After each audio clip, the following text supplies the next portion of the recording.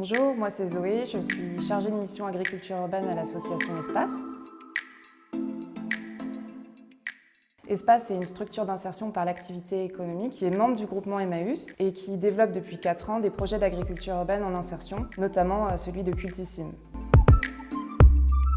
Cultissime, c'est situé sur les toitures d'un centre commercial à Aubervilliers. Sur 4 toitures différentes, on va venir cultiver des légumes, des petits fruits, du houblon. Tout ça avec une équipe en insertion qui est formée et qui apprend le métier de maraîcher urbain, de la production à la commercialisation. On cultive de façon manuelle, sur le cahier des charges de l'agriculture biologique, même si on ne peut pas avoir le label bio parce qu'on est en toiture. C'est aussi un moyen de sensibiliser nos maraîchers à cultiver sans intrants, en zéro phyto.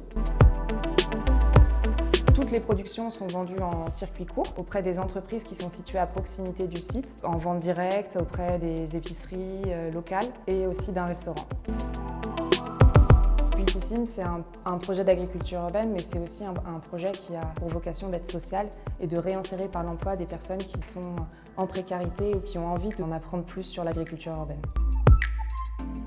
Donc depuis 4 ans, on a 37 salariés en insertion qui sont venus sur le site et qui ont été formés. Cette année, c'est une équipe de 5 salariés en insertion avec un maraîcher. Ça leur permet en fait de se réhabituer à l'emploi et ils sont accompagnés donc, par un encadrant maraîcher qui les forme par la mise en pratique sur le site. Ils ont à peu près 20 à 22 heures de formation mise en pratique, donc ils viennent cultiver, commercialiser la production. Mais ils ont aussi toutes les semaines une formation théorique qui leur permet de leur apporter des connaissances théoriques qui sont essentielles au métier de maraîcher, des formations sur la fertilisation, l'irrigation.